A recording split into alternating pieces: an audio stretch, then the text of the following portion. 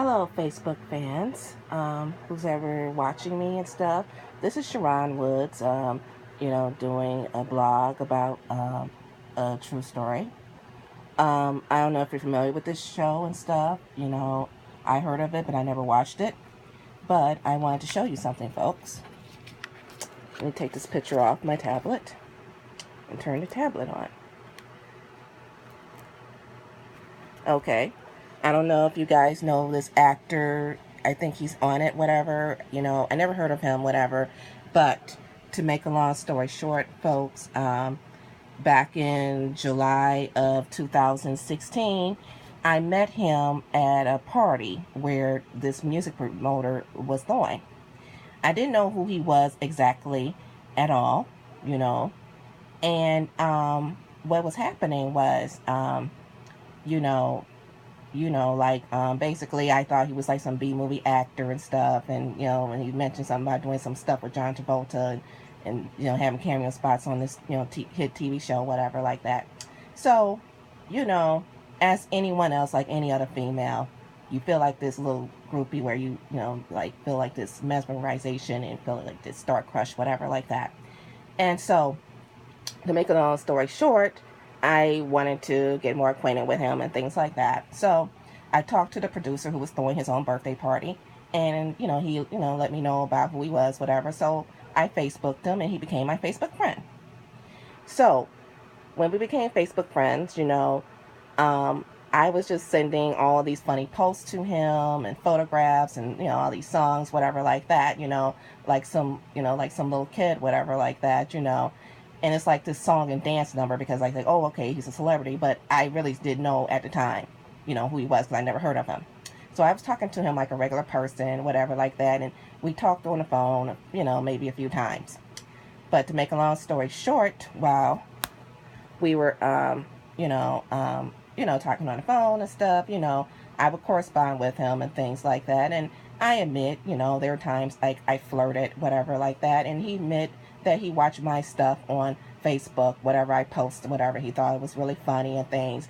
And during the time period, I was asking him, because there were times I hadn't heard from him. I asked him, was he going with somebody at the time? He didn't answer my question or anything. And I was just joking with him. I said, well, if seeing somebody, you're not ready, whatever, like that, to, be dating or whatever, like that. Because I'm just talking to him like a regular person, whatever. I said, well, you can hook me up with somebody, who's available. I'm just laughing over it. But other than that, he didn't tell me that, whatever I sent him or whatever I corresponded with him made him uncomfortable at the time. So anyway, we corresponded and then we lost touch with each other back in August 22nd. So anyway, I heard that he was doing the show out in Lorain, Ohio.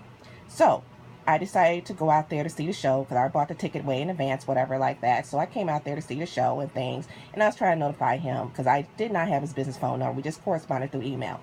So anyway, I was letting him know everything about the confusion and, about me coming all the way out there.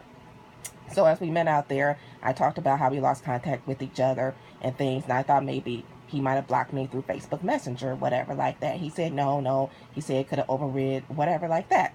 So he gave me his business number. So while I was up there, I had a good time at the performance and things. I had a great time. And he seemed like he was really happy to see me. And, he hugged me and kissed me on the side of the face. And at the time, I didn't know who he was or anything. So to make a long story short, something went down after the show went and was over with. And I just wasn't happy about it. I don't have to get into details, but a few of my friends know what went down. And I didn't like it. And, and they didn't like it, And so we talked that one time when I was in Elyria and he was in Lorain, Ohio, over the phone. And, and like basically, he seemed kind of distant from me, but I didn't know anything. And so when I arrived back to Cleveland, Ohio and stuff like that, I noticed that he wasn't contacting me whatsoever. And I was pretty angry and upset about things, So I didn't know what was going on. And here I was, calling and because he wasn't responding to me, and I said a few cuss words and said a few nasty things. So all of a sudden people was telling me, well, leave him alone and stuff. So I was going about my business. So he contacts me through Facebook, whatever. And then I, called him. It took me a week to really talk to him over the phone because I was trying to get a hold of him because he said both of his parents were ministers. His mom was having an event down there. So I wanted to come down there to support the event, whatever, like that. But I wanted to see it was okay. So he finally answered the phone on a Friday evening. I believe it was on September 30th. And when he answered the phone, he opened up to me about how some of the messages I had left him made him uncomfortable, whatever like that.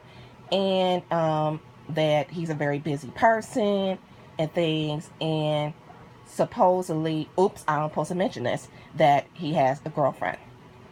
And I said, well, his friend never told me that. He said, well, I never tell my business and stuff. I keep it private, whatever like that.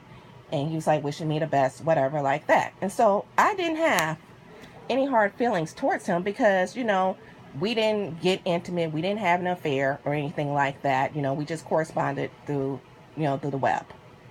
And so I thought he was a pretty decent person. He was trying to say some things to help motivate me. Some of the stuff he said to motivate me, I didn't agree with. So I had to call him out on it. So I emailed him about some of the stuff. Some of the stuff I went through was a lot of pain, and I had some disabilities going on with my personal life things. So I went through, pain and suffering in my life. And so it was traumatic for me. And I was opening up and sharing that with him. And for him to be a celebrity, I thought maybe he would be a spokesperson